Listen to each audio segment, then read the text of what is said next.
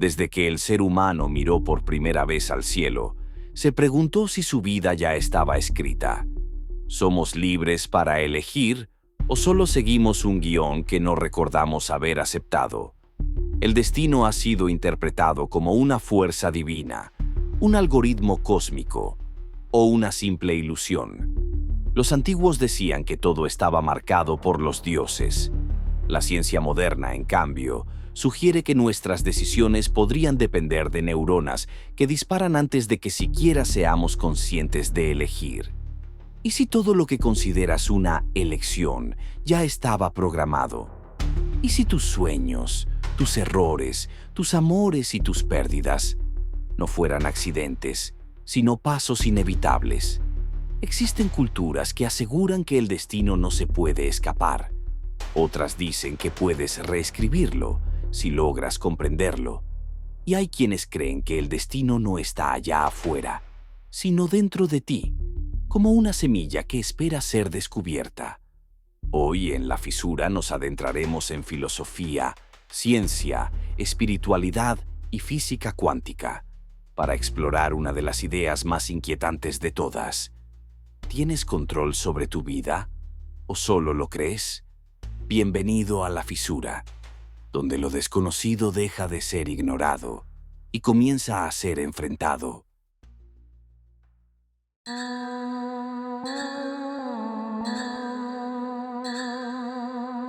Desde el principio de los tiempos, la humanidad ha sentido, casi como un susurro en los huesos, que su vida no le pertenece por completo, que no somos capitanes totales de nuestra alma, sino pasajeros de una travesía que ya tiene un rumbo trazado, una ruta escrita en algún lugar, aunque no sepamos dónde. Es una sensación antigua, anterior a los libros, a los templos y a las ciudades. La idea de que existe una fuerza, un orden, un guión invisible, que determina los grandes momentos de nuestra existencia.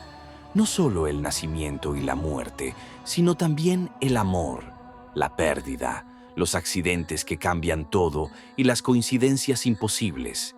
Esa sensación no nació del conocimiento, nació del misterio.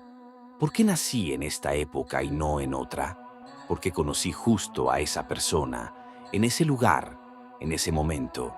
¿Por qué, sin buscarlo, a veces sentimos que algo o alguien nos guía?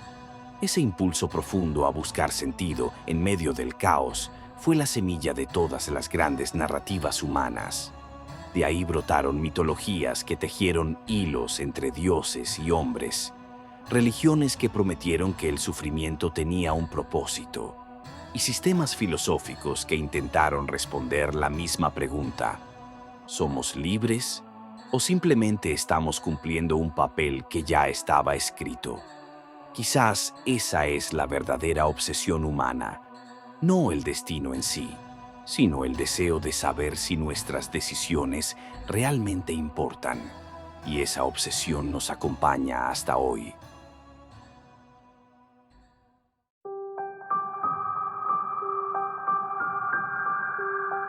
En la antigua Grecia, el destino no era una simple creencia, era una fuerza absoluta, anterior incluso a los propios dioses. Los griegos imaginaron que nuestra existencia pendía, literalmente, de un hilo invisible que conectaba nuestro nacimiento con nuestra muerte y que era controlado por tres figuras sombrías y sagradas: las Moiras, Cloto, la primera, y Lava, el comienzo. Ella tejía el hilo de la vida en el momento exacto de nuestro nacimiento. Láquesis, la segunda, decidía cuánto tiempo duraría. Medía el hilo con manos frías, sin importar deseos ni promesas. Y finalmente Atropos, la última, era quien cortaba el hilo con unas tijeras inquebrantables. Su corte era definitivo, y cuando lo hacía no había regreso. Estas tres entidades no tenían compasión. No se conmovían con plegarias ni súplicas. No importaba si eras un campesino, un rey o incluso un dios. Ni siquiera Zeus, el más poderoso del Olimpo, podía alterar el tejido que ellas habían creado. Para los griegos, el destino no era una posibilidad futura, sino una verdad ya escrita. Intentar huir de él era inútil, porque en su lógica, cuanto más lo evitas, más lo confirmas. El mito de Edipo ilustra esta tragedia con claridad brutal. Un oráculo anuncia que matará a su padre y se casará con su madre. Sus padres, aterrados, lo abandonan y así, sin quererlo, comienzan a construir el camino exacto que lo llevará a cumplir su destino. El intento de evitar el destino se convierte en la causa misma de su cumplimiento. Y esa es la paradoja del pensamiento griego. El destino no se puede desafiar, pero nos pasamos la vida entera intentándolo.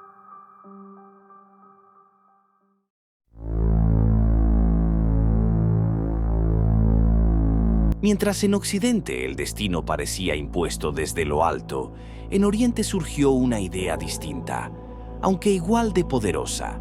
No hay un Dios con un libro sellado. No hay una entidad cortando hilos. Hay una ley invisible, justa e implacable, que responde a todo lo que haces. Esa ley se llama karma. Para el hinduismo y el budismo, el karma es una fuerza natural, como la gravedad, pero espiritual. Todo lo que piensas, haces o incluso deseas tiene un eco, una consecuencia, una huella que no se borra. Esa huella es la que moldea tu destino. Y lo más intrigante es que no se limita a una sola vida. Tus decisiones en esta existencia pueden determinar cómo o quién serás en la próxima. El destino, en esta visión, no es algo que te cae encima. Es algo que tú mismo estás construyendo, aún sin darte cuenta. Junto al karma aparece otra idea igual de esencial: el dharma. Tu dharma es tu deber espiritual, tu propósito vital, el camino que te corresponde según tu esencia y momento en el universo. Seguir el dharma no significa obedecer ciegamente, sino vivir de forma coherente con lo que eres, con lo que viniste a aprender o a aportar. Desviarte del dharma es como alterar el equilibrio de una balanza cósmica, y cuando eso ocurre, el karma se ajusta. El universo no castiga ni premia, simplemente responde. En esta filosofía, el destino no es una sentencia inquebrantable, sino una consecuencia natural.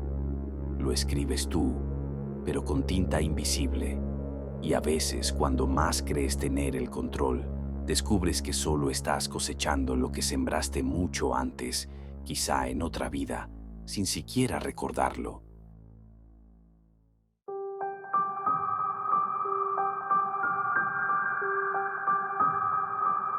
En las tradiciones judeo-cristianas, el destino no se representa con hilos ni con leyes cósmicas, sino con algo mucho más solemne: un libro sellado.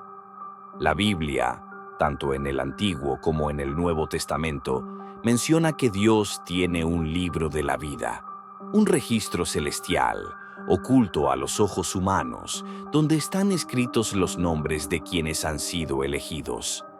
No elegidos por mérito, sino por un propósito divino, y a veces inexplicable. Según el Apocalipsis, ese libro fue escrito antes de la creación del mundo, antes del tiempo, antes del primer aliento humano. Eso significa que cada giro de la historia, cada nacimiento, cada caída, ya estaba previsto. Pero entonces surge la gran paradoja. Si Dios ya sabe lo que vamos a hacer, ¿realmente somos libres? ¿O simplemente estamos actuando dentro de un guión que no escribimos? Los teólogos han debatido durante siglos esta tensión entre libre albedrío y predestinación. Algunos creen que Dios, siendo omnisciente, simplemente conoce nuestras decisiones sin intervenir.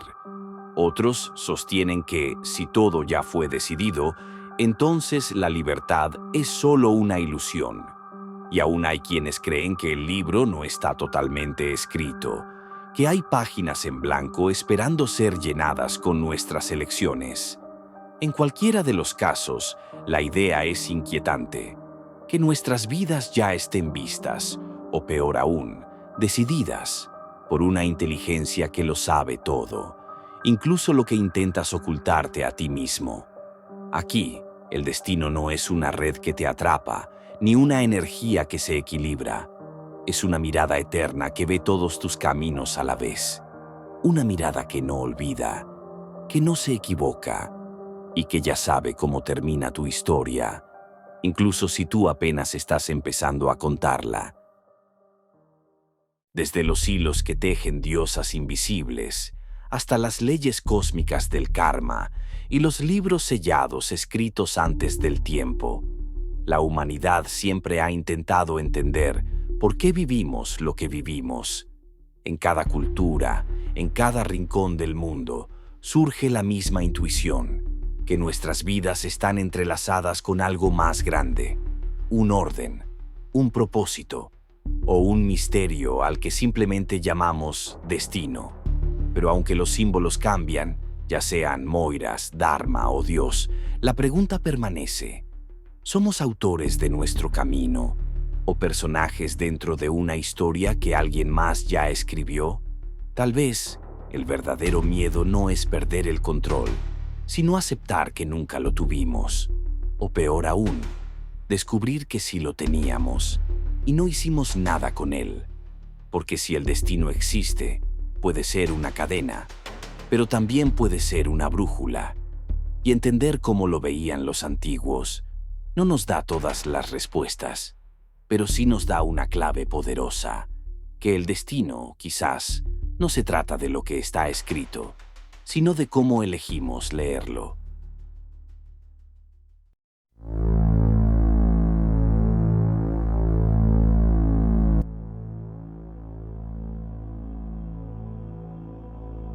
En el siglo XVIII, la ciencia también empezó a preguntarse si el universo y todo lo que ocurre en él estaba ya escrito. Uno de los más grandes defensores de esta idea fue Pierre-Simon Laplace, un matemático y físico francés que propuso una visión radical del universo, el determinismo absoluto. Laplace imaginó una inteligencia hipotética que hoy conocemos como el demonio de Laplace.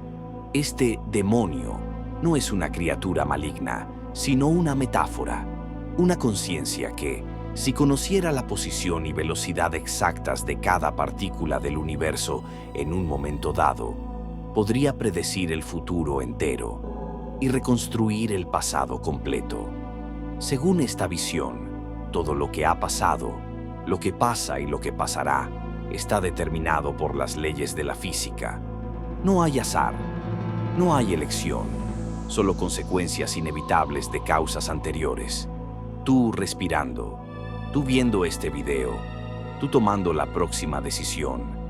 Todo eso sería simplemente el resultado lógico de eventos anteriores, una reacción en cadena que comenzó desde el Big Bang. Y si eso es cierto, ¿dónde queda el libre albedrío?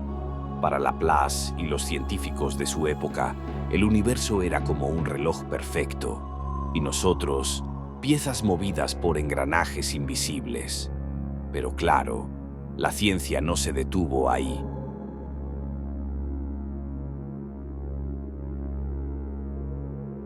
Si todo en el universo obedece leyes físicas, si cada causa tiene un efecto, y si todo puede, al menos en teoría, predecirse, ¿qué espacio real queda para el libre albedrío? Esta es una de las preguntas más desconcertantes cuando la ciencia intenta explicar el comportamiento humano. Y en la visión determinista clásica, la respuesta es clara y perturbadora. El libre albedrío no existe. Es solo una ilusión. Bajo esta perspectiva, tú no decides por ti mismo. Simplemente reaccionas. Tus pensamientos, emociones y decisiones no son actos conscientes y autónomos, sino el resultado inevitable de una cadena de causas que comenzaron mucho antes de que nacieras. Desde el entorno en el que creciste hasta la genética que heredaste, todo lo que eres sería solo la consecuencia de algo anterior. Incluso las elecciones que sientes como más libres ya estaban determinadas por procesos cerebrales inconscientes. No elegiste pensar lo que piensas, solo lo estás pensando, como si tu mente fuera un espectador, viendo pasar una película, sin poder tocar el guión. Pero no todos los científicos y filósofos están de acuerdo con esa visión. Algunos sostienen que, aunque no tengamos libertad total, sí poseemos una capacidad limitada de decisión. Podemos elegir entre distintas opciones dentro de ciertos márgenes, responder con mayor o menor conciencia e incluso resistir ciertos impulsos. Una forma de libertad más realista, aunque mucho más frágil. Y por si fuera poco, la física moderna, especialmente a nivel cuántico, empezó a desafiar la idea de que todo sea completamente predecible. En el universo subatómico, hay eventos que ocurren sin una causa clara y partículas que parecen moverse de forma aleatoria, incluso en condiciones idénticas. ¿Será entonces que, entre el determinismo y el caos cuántico, se esconde un resquicio de libertad? ¿O es nuestra libertad solo una ilusión necesaria en un universo que ya decidió por nosotros?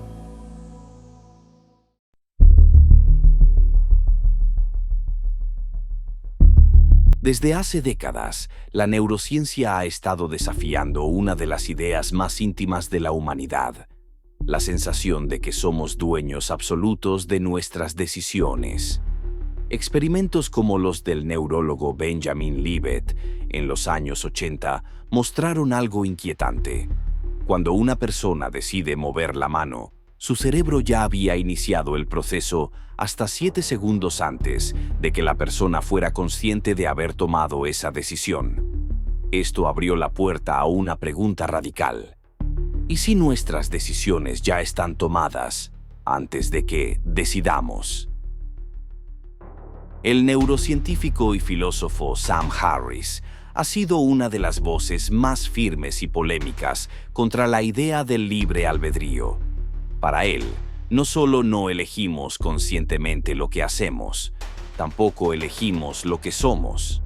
Según Harris, cada decisión, pensamiento o impulso que sentimos como propio es el producto de una cadena de causas que comenzó mucho antes de que existiéramos. Tu genética, el ambiente en el que creciste, las experiencias que tuviste, tus traumas, tu cultura, tu situación económica, tu nivel de dopamina, incluso si dormiste bien o no. Tú no elegiste tus genes, no elegiste a tus padres, no elegiste dónde nacer, ni cuándo, no elegiste la mayoría de tus recuerdos, ni cómo tu cerebro responde al miedo, al amor o al deseo. Y aún así, crees que eres el autor de tus pensamientos. Para Harris, el libre albedrío es una ilusión tan convincente como necesaria, pero profundamente equivocada. Creemos que decidimos, pero somos más bien testigos de pensamientos que emergen, sin saber de dónde vienen, ni por qué aparecen en ese momento y no en otro. Un ejemplo que Harris utiliza con frecuencia es el de una persona que piensa: voy a levantarme y salir a correr. Parece una elección libre, ¿no? Pero si analizas el proceso detrás de esa acción, te das cuenta de que no fuiste tú quien creó el deseo de correr. Ese deseo apareció en tu mente como cualquier otro pensamiento, quizás por culpa de un video motivacional que viste ayer, una conversación que tuviste, una emoción que sientes, una culpa interna o una descarga bioquímica en el cerebro. Y lo más inquietante, no pudiste elegir qué pensamientos aparecieron, ni cuándo. Entonces Harris lanza una frase demoledora: puedes hacer lo que quieras, pero no puedes querer lo que quieres. Pero esta visión tiene implicaciones mucho más profundas que simplemente filosóficas. Si nadie elige realmente ser quien es, ni siquiera el criminal más violento o el héroe más valiente, entonces toda nuestra estructura social, basada en culpa, castigo, recompensa y mérito, se tambalea. Para Harris, la creencia en el libre albedrío ha alimentado el odio, el castigo desmedido, la discriminación y la desigualdad. Nos permite decir, ese pobre es pobre porque quiere serlo, o ese adicto está así porque no se controla, sin entender la cascada de factores que moldean cada comportamiento. Si realmente comprendiéramos que nadie elige ser quien es, seríamos menos crueles y más compasivos. La visión de Harris nos ubica como espectadores dentro de un teatro biológico y ambiental, viendo cómo pensamientos y decisiones aparecen sin haberlos creado conscientemente. Esto no significa que todo da igual o que debemos dejar de actuar. Significa que, quizás, debemos actuar entendiendo que todos somos prisioneros del mismo mecanismo y que entenderlo no nos quita humanidad, sino que puede darnos más empatía.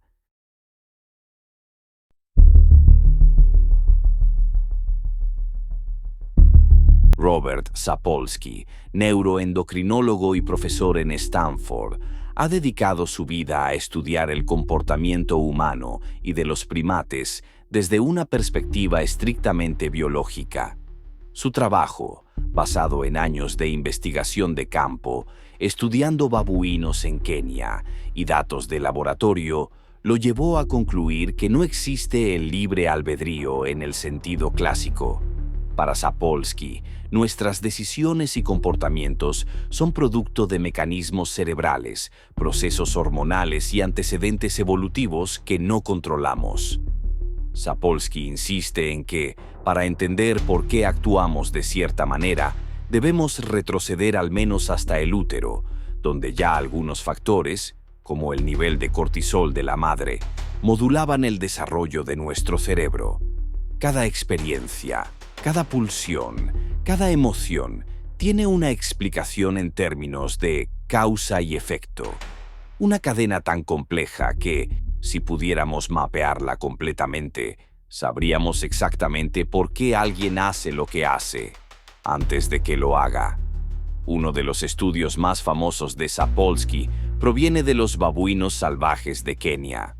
Al observar jerarquías sociales, descubrió que el nivel de estrés, medido por cortisol en sus heces, variaba según la posición en la manada, la edad y las relaciones sociales. Y esas diferencias endocrinas tenían efectos directos en la salud, el comportamiento agresivo y la longevidad.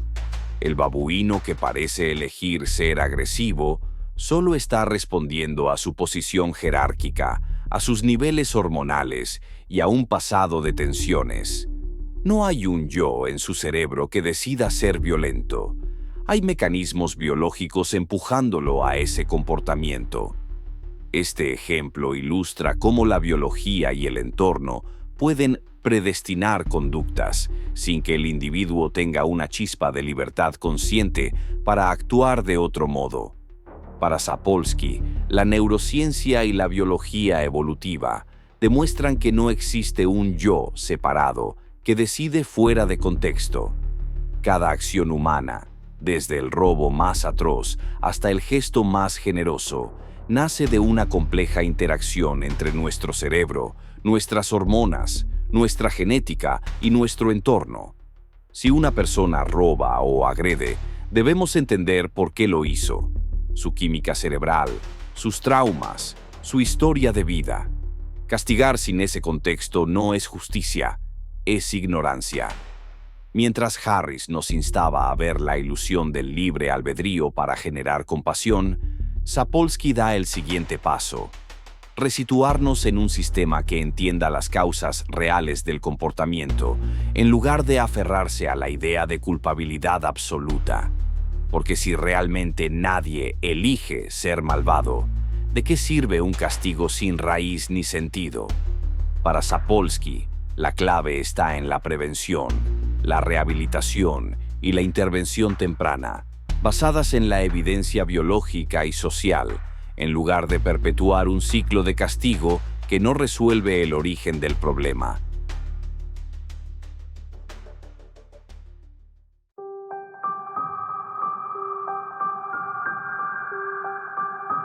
A veces la realidad se dobla sobre sí misma y nos revela patrones ocultos que escapan a toda lógica. No son meras casualidades. Son sincronicidades, sucesos separados en espacio y tiempo, pero unidos por un significado que trasciende la explicación racional. Imagina encontrar en días consecutivos objetos o números que se repiten en tu vida. Un mismo número de teléfono que aparece en el generador automático, el rostro de una persona que sueñas y luego encuentras en la calle, o la firma de un antiguo amigo en la libreta de un desconocido. Cada uno de estos eventos podría descartarse como azar, pero cuando empiezan a acumularse, dejan de sentirse arbitrarios y adquieren un tono de misterio. Para algunos, estas sincronicidades son un puente hacia una conciencia más amplia, un modo en que el universo nos susurra conexiones invisibles. Para la psicología junguiana, reflejan el inconsciente colectivo, un fondo compartido de símbolos y arquetipos donde guardamos recuerdos y significados universales. Y para quienes las viven, pueden ser señales personales, guías que señalan cambios, advertencias o confirmaciones en momentos clave de la vida. No importa si lo atribuyes a un campo cuántico, a la alineación planetaria o a un mensaje divino. Lo extraordinario es que, cuando la sincronicidad golpea tu puerta, sientes que algo, alguna fuerza, quiere que prestes atención. Y en ese instante, comprendes que el tejido de la realidad es mucho más flexible de lo que jamás imaginaste.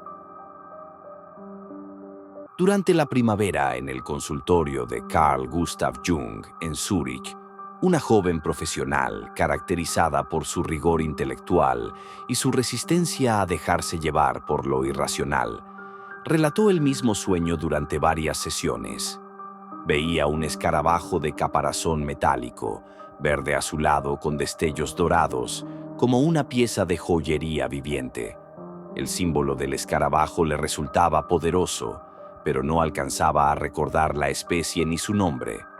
Una tarde, mientras Jung profundizaba en el significado arquetípico del insecto, vinculado a la muerte y la transformación en las antiguas tradiciones, se escuchó un golpeteo seco contra la ventana de la sala. Jung se levantó, abrió el ventanal y, sin esperarlo, vio un pequeño escarabajo chocar y quedarse posado en el alféizar. Al atraparlo, descubrió que era un moscardón de las rosas, un Cetonia aurata, cuyo caparazón verde dorado encajaba perfectamente con la imagen onírica de la paciente. Con gesto cuidadoso, Jung depositó el escarabajo en la palma de la mujer. Al tomarlo entre sus dedos, ella exclamó, con voz entre asombrada y aliviada: «Ese es el escarabajo de mi sueño». En ese instante, la barrera entre lo psíquico y lo material se desvaneció. Un arquetipo emergió simultáneamente en el inconsciente de la paciente y en el mundo exterior, sin ninguna explicación causal, funcionando como un puente simbólico hacia su transformación interior. Jung recogió este episodio en su monografía Sincronicidad, un principio de conexión acausal, publicado en 1952, considerándolo la demostración más palpable de su teoría. Allí sostiene que estos coincidencias significativas no obedecen a la cadena lógica de causa y efecto, sino a un principio acausal que vincula mente y materia a través de los arquetipos del inconsciente colectivo. Desde entonces, este caso ha sido emblemático para la psicología analítica, ilustrando cómo un símbolo profundo puede manifestarse simultáneamente en el sueño y en la realidad, ofreciendo nuevas vías de comprensión y sanación.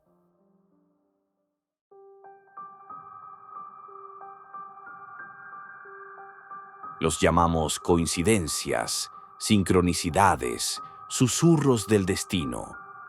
Pocas historias ilustran este misterio de manera tan escalofriante y documentada como los sueños que presagiaron la muerte de uno de los más grandes líderes de la historia, Abraham Lincoln.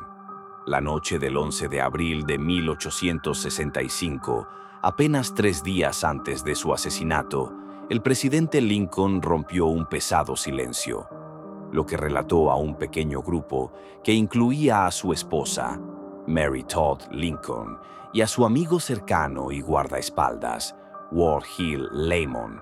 No fue un asunto de Estado, sino una visión que lo había perturbado profundamente en sus sueños. Hace unos 10 días, comenzó a relatar Lincoln, me retiré muy tarde. Había estado esperando despachos importantes del frente. No tardé en dormirme y comencé a soñar. Parecía haber una quietud de muerte a mi alrededor. Entonces oí sollozos ahogados, como si un número de personas estuviera llorando. En su sueño, Lincoln buscó el origen de aquel lamento fúnebre. Bajó las escaleras y recorrió las salas familiares, pero no encontró a nadie. El sonido, sin embargo, se hacía cada vez más desgarrador. Finalmente llegó al salón este. Lo que vio allí heló su sangre.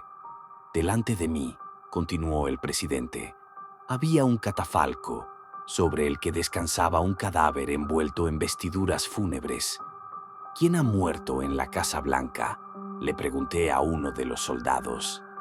El presidente, fue su respuesta. Fue asesinado por un asesino. Un grito de dolor de la multitud en el sueño finalmente despertó al verdadero Lincoln. El silencio de su habitación era total, pero la imagen, la sensación de fatalidad, se negó a abandonarlo. La fuente principal de esta historia es precisamente Ward Hill Lamon, uno de los presentes en esa conversación. Él afirmó haberla escuchado de los propios labios del presidente y haberla anotado poco después. Es una anécdota increíblemente poderosa y detallada.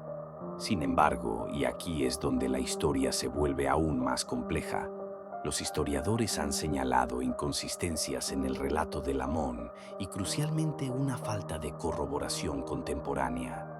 Ni la señora Lincoln ni nadie más de los supuestamente presentes escribió sobre este sueño específico inmediatamente después del asesinato, un momento en el que tal premonición habría sido tema de conversación obligado. Fue entonces una invención, un recuerdo adornado por el dolor y el paso del tiempo. Es posible, pero la historia no termina ahí, porque este no fue el único presagio. En la misma mañana del día de su muerte, el 14 de abril de 1865, durante una reunión con su gabinete, el presidente Lincoln relató otro sueño recurrente. Este está mucho mejor documentado, registrado en el diario de su secretario de Marina, Gideon Wells, quien estaba presente en dicha reunión. Lincoln les dijo a sus ministros que había tenido un sueño que se le repetía antes de casi todos los grandes e importantes acontecimientos de la guerra. Soñó que se encontraba a bordo de una embarcación singular e indescriptible que se movía con gran rapidez hacia una orilla oscura e indefinida. El presidente parecía animado, creyendo que el sueño presagiaba otra victoria inminente. Pero para otros, con la ventaja de la retrospectiva, el simbolismo era ineludible. Esa misma noche, al salir de la Casa Blanca hacia el Teatro Ford, Lincoln se despidió de uno de sus guardaespaldas, William Crook. En lugar de su habitual "buenas noches", el presidente le dijo "adiós", una palabra tan final, tan cargada de presentimiento, que inquietó a Crook profundamente. ¿Qué vemos aquí? La febril imaginación de una nación en duelo, buscando significado en la tragedia. ¿O estamos ante la evidencia de que Abraham Lincoln, un hombre profundamente introspectivo y espiritual, tuvo una conexión con su propio destino que trasciende nuestra comprensión? El sueño del catafalco, ya sea un recuerdo exacto o una leyenda, y el sueño del barco, históricamente verificado, pintan el retrato de un hombre que caminó hacia su cita final con la sombra de la premonición sobre sus hombros. En el universo de las coincidencias imposibles, la historia de Lincoln permanece como un monumento, un recordatorio de que a veces, solo a veces, el futuro proyecta su larga sombra sobre el presente. Hay momentos en la vida en los que lo cotidiano se fractura por algo que no sabemos nombrar. Son eventos que, aunque separados en tiempo y espacio, parecen estar conectados por una lógica secreta, una especie de arquitectura invisible que desafía la causalidad ordinaria. Las sincronicidades, como las llamó Carl Jung, son esos guiños del universo que parecen decirnos: estás viendo solo una parte del patrón, pero hay algo más detrás del velo. La historia del escarabajo en el consultorio de Jung no es solo un relato curioso, sino una ventana a cómo el inconsciente y la realidad material pueden entrelazarse sin tocarse, como si compartieran un código antiguo, ininteligible, pero profundamente sentido. Cuando el insecto del sueño de la paciente aparece en la vida real, no hay ciencia que lo explique del todo. Solo queda el asombro, ese estado mental donde se suspende el juicio y se amplía la conciencia. Y luego está Lincoln, un hombre profundamente introspectivo y sensible a los símbolos, relatando en sueños su propia muerte días antes de que ocurriera. ¿Puede una mente anticipar su final? ¿O es el destino quien va dejando migas de pan simbólicas en el camino para quien se atreva a verlas?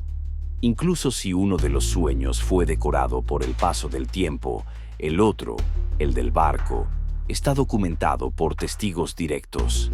Y ambos nos hablan de lo mismo: una percepción anticipada, una intuición que escapa al análisis racional, un presentimiento que no necesita pruebas para estremecer.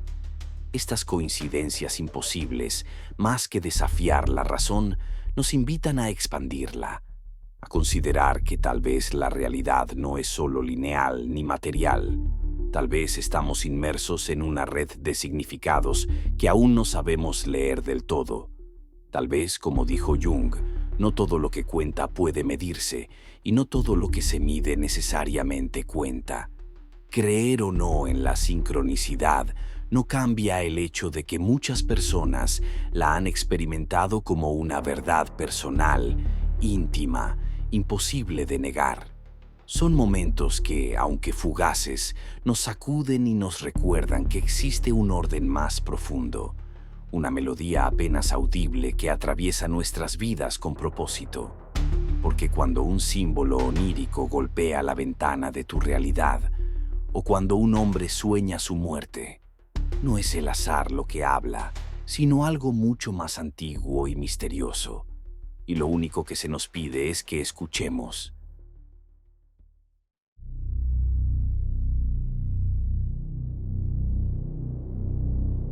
Cuando ocurren coincidencias imposibles, lo primero que nos preguntamos es: ¿fue solo casualidad? Pero muchas veces la lógica del azar no basta. No porque no sea posible, sino porque algo dentro de nosotros se resiste a creer que todo sea producto de dados lanzados en el vacío. En esos momentos surgen tres grandes posibilidades: que todo sea azar, sin más; que sea intuición, una especie de radar interno que capta señales antes de que lleguen a la razón; o que haya una ruta escrita, un destino trazado, aunque no lo veamos.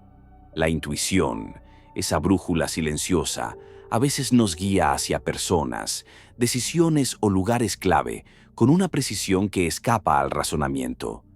No siempre llega como una voz clara o un pensamiento lógico.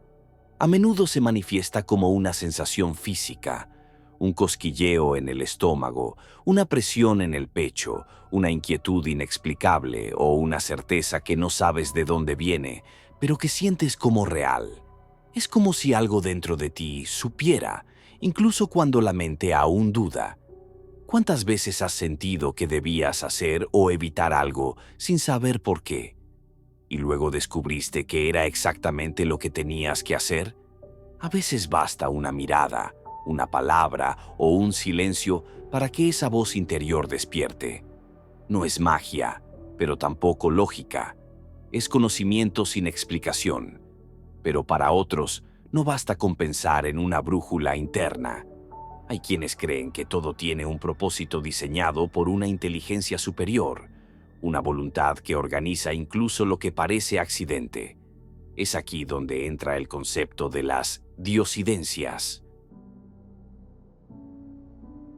El término diosidencias une Dios con coincidencias y propone que detrás de lo inesperado hay intención, guía y propósito. Para quienes lo viven desde la fe, estas experiencias no son azarosas ni intuitivas, son señales, son respuestas, son puertas que se abren en el momento justo, llamadas que llegan cuando más se necesitan, encuentros que no podrían haberse planeado mejor, como si el universo estuviera conspirando, pero no por casualidad, sino por voluntad divina. Una diosidencia no se argumenta, se siente. Tiene la cualidad de lo inevitable, de lo correcto. A veces incómoda, otras veces sanadora, siempre significativa. Y aunque desde afuera puedan parecer simples coincidencias, desde adentro tienen el poder de cambiar la dirección de una vida. Donde la psicología habla de sincronicidad, la espiritualidad habla de propósito. Donde Jung sugiere una red de significados inconscientes, la fe afirma la presencia de una mano invisible guiando cada paso. Al final, cada quien elige desde dónde mirar estos momentos extraordinarios. Algunos los entienden como un orden simbólico, otros como obra divina, y puede que ambos tengan razón, porque quizá el universo, o Dios, nos habla en el lenguaje que estamos dispuestos a escuchar.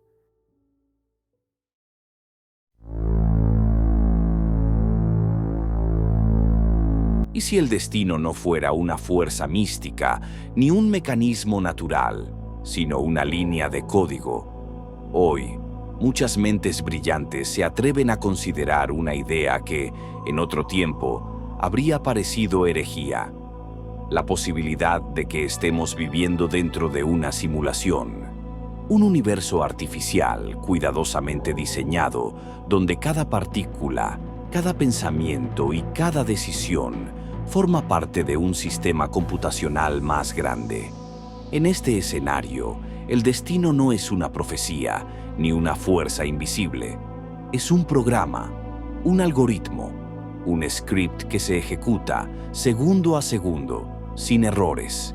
Y si eso es cierto, entonces hay algo todavía más inquietante. ¿Y si no somos los que decidimos? ¿Y si no somos los autores de nuestra vida, sino personajes escritos desde fuera? ¿Y si nuestra experiencia de libertad es solo parte del guión? Para entender esta visión del destino como programación, exploraremos dos conceptos que desafían todo lo que creemos sobre la realidad: la teoría del universo simulado y la inquietante idea de que quizás no somos los que decidimos.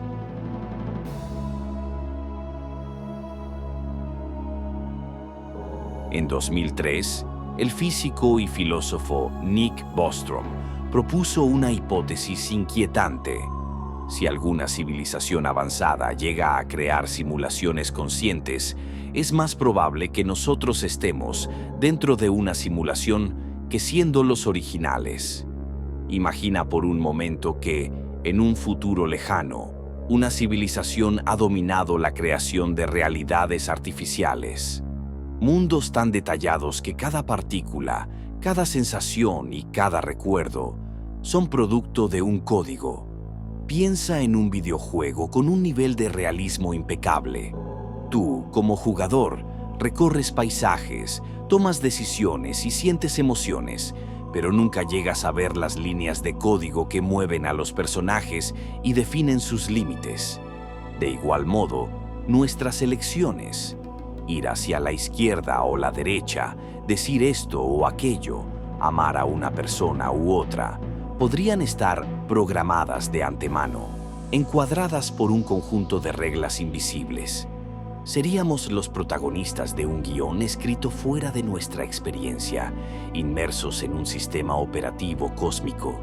Y si buscas más pistas, la física nos las ofrece. Las leyes que describen el universo tienen una precisión y un orden casi inverosímiles, como si fueran las fórmulas matemáticas que ajustan el motor gráfico de una simulación en tiempo real. Incluso a nivel cuántico, la realidad parece depender de la observación. Las partículas existen en un estado de superposición hasta que alguien o algo las mira, momento en el cual colapsan en una sola posibilidad. No es extraño pensar que la propia existencia de la materia requiera ese renderizado de la conciencia observadora. En este escenario, el destino deja de ser una fuerza mística o un simple azar. Se convierte en el código fuente de nuestra vida. Un conjunto de instrucciones que se ejecutan segundo a segundo, sin margen de error. Y si todo ya está escrito, ¿qué queda de la libertad que creemos tener? ¿Y si el misterio no está en saber la verdad, sino en aprender a vivir con ella? A veces buscamos respuestas como si fueran puertas, esperando que al abrirlas todo tenga sentido, que todo encaje, como si el universo estuviera obligado a explicarse ante nosotros. Pero, ¿y si no se trata de encontrar una respuesta única? ¿Y si vivir consiste en bailar con la pregunta? Porque hay cosas que no podemos probar. No podemos saber si estamos en una simulación, ni si somos el alma soñando un cuerpo, ni si nuestras decisiones nacen de nosotros, o solo nos atraviesan. Y sin embargo, amamos, y sufrimos, y creamos belleza, incluso sin saber por qué. Tal vez eso ya sea suficiente. Tal vez el sentido no siempre se revela como una fórmula, sino como una sensación. Un susurro que no grita certezas, pero que nos acompaña. Quizá lo humano no sea tener el control, sino tener la humildad de caminar en la incertidumbre sin perder la capacidad de asombro. Porque incluso si no somos los autores, seguimos siendo los que lo viven. Gracias por acompañarnos hasta el final. Si este video te hizo pensar, dudar o sentir, te invitamos a sumergirte aún más en la fisura. Suscríbete al canal, activa la campanita y únete a esta comunidad que busca no solo respuestas, sino nuevas formas de ver el misterio. Nos vemos en el próximo video. Y hasta entonces, no dejes de mirar más allá de lo evidente.